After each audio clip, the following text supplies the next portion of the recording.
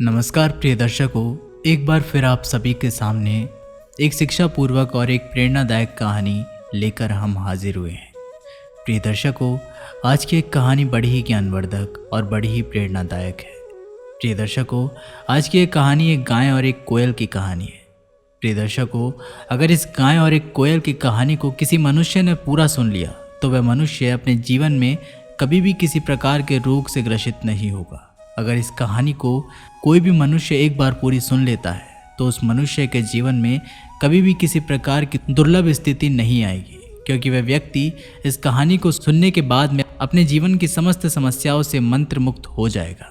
दोस्तों, आज की कहानी बड़ी ही ज्ञानवर्धक है। आज की इस कहानी को आप सभी को पूरा सुनना है। प्रिय दर्शकों, जैसा कि आप सभी को पता है, गाय माता को हमारी हिंदू संस्कृति में बड़ा ही योगदान दिया जाता है। गाय माता को हमारे हिंदू राष्ट्र में देवी के समान माना जाता है और उसकी पूजा भी की जाती है। दोस्तों, कहा जाता है कि प्राचीन समय पहले जब देवता और असुरों के बीच समुद्र मंथन किया गया था तो उसके द्वारा 14 रत्न उत्पन्न हुए थे, जिसमें से एक रत्न गाय थी। और भगवान नारायण की कृपा से गाय को पृथ्वी पर मनुष्य के कल्याण के लिए भेजा गया था। इसलिए गाय में सदा से 33 कोटि देवी देवताओं के बाद ही पूजा जाता है और हिंदू राष्ट्र में माना जाता है। दोस्तों, ये भी मान्यता है कि अगर कोई व्यक्ति सुबह ब्रह्म मुहूर्त में स्नान निर्वित होकर अगर गाय माता को प्रणाम करता है और गाय माता के सिर पर हाथ फेरता है तो उससे मान्यता है कि गाय माता के आशीर्वाद से व्यक्ति की सभी प्रकार की समस्त समस्या दूर हो जाती है, व्यक्ति को उसके कष्टों से छुटकारा प्राप्त हो जाता है। और यह भी मान्यता है कि व्यक्ति की सारी मनोकामनाएं पूर्ण हो जाती है। दोस्तों, मान्यता है कि अगर कोई भी व्यक्ति गाय माता को रोज एक रोटी खिलाता है या फिर अपने भोजन करने से पहले गाय माता को स्वयं भोजन कराता है, तो उन्हें चारा खिलाता है या फिर उन्हें एक रोटी का आधा भी खिलाता है, तो उस मनुष्य की सभी प्रकार की समस्या समाप्त हो जाती है और उस मनुष्य के जीवन में कभी भी किसी भी प्रकार की अन्न धन संबंधित समस्या नहीं आती है। प्रिय दर्शकों, आज की ये कहानी बड़ी ही ज्ञानवर्धक है और बड़ी ही प्रेरणादायक है। इसलिए छोटी सी प्रेरणादायक कहानी को पूरा सुने और अपने मित्र बंधुओं तक इस प्रेरणादायक और ज्ञानवर्धक कहानी को जरूर शेयर करें, ताकि उन्हें भी ज्ञानवर्धक कहानी को सुनने से जीवन में समस्त समस्याओं से छुटकारा प्राप्त हो सके और कुछ सीख प्राप्त हो सके। प्रिय दर्शकों, अगर आप हमारे चैनल पर पहली बार आए हैं तो चैनल को सब्सक्राइब ज़रूर कर दें और बेल आइकन को प्रेस ज़रूर कर दें, ताकि हमारे हर आने वाली वीडियो का नोटिफिकेशन सबसे पहले आपको प्राप्त हो सके। और गाय माता के लिए एक लाइक ज़रूर करें। दर्शकों, बिना किसी देरी किए वीडियो को शुरू करते हैं। इस प्यारे से प्रसंग को शुरू करते हैं। प्रिय दर्शकों, प्राचीन समय की बात है। एक घने जंगल में एक गाय माता और उनका पति बैल, साथ ही उनका एक पुत्र बछड़ा रहा करता था। उन तीनों का जीवन बड़ी ही हंसी खुशी साथ व्यतीत हो रहा था। उन तीनों के जीवन में अन्न और धन की कमी नहीं थी। वह तीनों खुशी खुशी से अपना जीवन व्यतीत कर रहे थे। रोज का उनका यही कार्य था कि वह सुबह गाय और बैल और अपने पुत्र के साथ चरते और शाम को अपने स्थान पर जाकर ठहर जाते। उनका पूरा जीवन खुशी खुशी से व्यतीत हो रहा था, परंतु भगवान को ये मंजूर नहीं था। ईश्वर को कुछ और ही मंजूर था। एक दिन अचानक से गाय बीमार पड़ जाती है और बैल गाय से बहुत ज़्यादा प्रेम करता था और गाय का वह पुत्र भी अपनी माँ से बहुत ज़्यादा प्रेम करता था। परंतु एक दिन जब गाय बीमार पड़ जाती है, गाय का स्वास्थ्य बिगड़ जाता है और फिर गाय बीमार होने के कारण पूरी तरह से अस्वस्थ हो जाती है। और फिर कुछ दिन बाद बीमार होने के बाद गाय की हालत धीरे धीरे और ख़राब होने लगती है। और ऐसा देखकर गाय का पति बैल सोचने लगता है कि कहीं मेरी पत्नी गाय अगर मृत्यु को प्राप्त हो गई तो मेरा क्या होगा, मैं कैसे जीऊँगा। और गाय का पुत्र बछड़ा भी ये सोचता है कि अगर मेरी माँ की मृत्यु हो गई तो मेरा लालन पालन कौन करेगा, मुझे कौन पालेगा, कौन पोसेगा। वे दोनों चिंतित हो जाते हैं और बहुत ज़्यादा व्याकुल होने लगते हैं। उसके बाद एक दिन की बात है, जब गाय की स्थिति धीरे धीरे से बिगड़ने लगती है तो बैल अपने पुत्र से बोलता है कि बेटा, तुम अपनी माँ का ध्यान रखना। मैं तुम्हारी माँ के लिए किसी अच्छे राजवैद्य को बुला कर लाता हूँ जो तुम्हारी माँ को फिर से ठीक कर देगा। ये कहकर बैल एक नगर की तरफ जाता है और नगर की तरफ जाने के बाद बैल एक राजवैद्य को बुला कर लाता है। और फिर जब वह राजवैद्य बैल के साथ आ जाता है और बैल के साथ आने के बाद राजवैद्य गाय को देखता है और फिर गाय का इलाज करने लगता है। प्रिय दर्शकों, देखते ही देखते 3-4 दिन बीत जाते हैं, परंतु गाय की किसी भी तरह से स्वास्थ्य ठीक नहीं होता है। उल्टा स्वास्थ्य बिगड़ने लगता है और गाय की तबीयत पूरी तरह से बिगड़ जाती है। उसके बाद में वह वैद्यराज बैल से जो भी जड़ी बूटी मंगाता वो बैल झटपट से राजवैद्य को वह जड़ी बूटी लाकर दे देता। परंतु गाय में कोई भी सुधार नहीं आता है और वह बहुत ज़्यादा चिंतित हो जाते हैं। फिर एक दिन वह राजवैद्य बैल से कहता है कि बैल, हमारे लाख प्रयास करने के बाद भी इस गाय माता के स्वास्थ्य में किसी भी प्रकार का सुधार नहीं आ रहा है। उसके बाद में बैल कहता है कि हे राजवैद्य, आप मुझसे कोई भी उपाय बता दीजिए। आप जो कहोगे, जो भी जड़ी बूटी लाने को कहोगे, मैं वह जड़ी बूटी आपको ला कर दूंगा, परंतु मेरी पत्नी यानी कि गाय को फिर से ठीक कर दीजिए। हे बैल, मैं आपको एक ऐसा उपाय बता दूंगा जिसे अगर आप लोग कर लोगे तो आप इस गाय को फिर से 100% बचा लोगे और इसकी गारंटी भी देता हूँ। इसके बाद में वैद्य और वह बैल वैद्यराज से कहता है कि वैद्यराज कि आप मात्र मुझे उपाय बताइए। उसके बाद में वह वैद्यराज बैल से कहता है कि हे बैल, इस जंगल से मीलों दूर एक राज्य है और उस नगर में एक संगीतकार रहता है।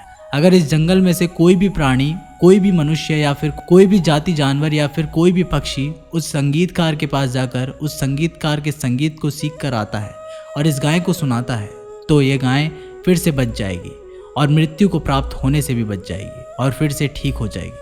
उसके बाद में बैल ये सुनता है और बैल सोचने लगता है कि अगर मैं उस संगीतकार के पास जाऊंगा तो मुझे जाते जाते कम से कम 3 से 4 दिन लग जाएंगे। तब तक तो मैं बहुत लेट हो जाऊंगा। अगर मैं वहाँ पर जा भी पहुँचा और मैं उस संगीतकार से संगीत सीखने को कहूँगा तो वो भी मुझे संगीत नहीं सिखाएगा, और मैं भी अगर उस संगीतकार से यहाँ पर आने के कहूँगा तो वो यहाँ पर भी आ सकते हैं और नहीं भी आ सकते। इसके बाद में प्रिय दर्शकों, उस जंगल में मौजूद जो भी पक्षी और जानवर थे सभी गाय की इस स्थिति को देखकर एक एक कर मिलने आते हैं, और फिर जो भी जानवर, जो भी पक्षी गाय से मिलने आते हैं तो बैल सभी पक्षी और सभी जानवरों से बोलता है कि इस जंगल से मीलों दूर एक संगीतकार है। उस संगीतकार से अगर आप लोग संगीत सीख कर आते हैं तो मेरे गाय की फिर से हालात, फिर से तबीयत ठीक हो जाएगी। परंतु कोई भी जानवर, कोई भी पक्षी उसकी नहीं सुनता है। कोई भी जानवर उस संगीतकार के पास संगीत सीखने के लिए नहीं जाता है। उसके बाद में एक कोयल एक पेड़ की टहनी पर बैठी बैठी ये सारा नज़ारा देख रही थी, और उसके बाद में कोयल ये बात सुनकर अपने घोंसले में अपने पति और अपने बच्चों के पास चले जाती है। और अपने बच्चों के पास जाने के बाद कोयल अपने पति से बोलती है कि पिया जी, अगर आप कहो तो मैं इस जंगल से मीलों दूर जाकर एक संगीतकार से संगीत सीख कर आ सकती हूँ और इस जगत संसार में मनुष्य के कल्याण के लिए भेजी गई गाय की मृत्यु होने से बचा सकती हूँ। ये कहकर वह कोयल रुक जाती है। उसके बाद में कोयल का पति कहता है कि प्रिय, क्या तुम मूर्ख हो? तुम्हें बिल्कुल भी पता नहीं है कि हमारे छोटे छोटे बच्चे हैं, और अगर तुम इस जंगल में मीलों दूर संगीत सीखने के लिए चले जाओगे तो हमारे इन बच्चों का ख्याल कौन रखेगा? इनका लालन पालन कौन करेगा? इन्हें भोजन कौन खिलाएगा? ये कहकर कोयल का पति चुप हो जाता है। कुछ घंटों बाद रात्रि होने लगती है और जैसे ही दिन पूरा ढल जाता है तो वह कोयल चुपके से उस घोंसले से निकलकर जंगल से मीलों दूर चले जाती है। और जैसे ही जंगल से मीलों दूर उस संगीतकार के पास जाकर पहुंचती है तो उस संगीतकार के पास जाकर संगीतकार से कहती है कि हे संगीतकार जी, मैं कोयल हूँ और मैं इस नगर में मीलों दूर से एक छोटे से जंगल से आई हूँ। मैं आपसे गाय की रक्षा के लिए कुछ मांगने के लिए आई हूँ।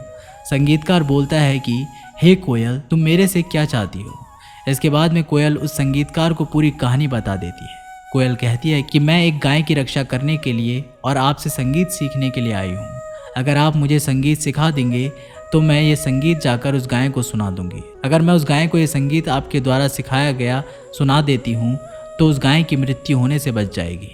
वह गाय कलयुग के कल्याण के लिए आई है, उसका जन्म ही कल्याण के लिए हुआ है। अगर गाय की मृत्यु हो गई तो कलयुग का कल्याण कैसे होगा? मनुष्य का कल्याण कैसे होगा?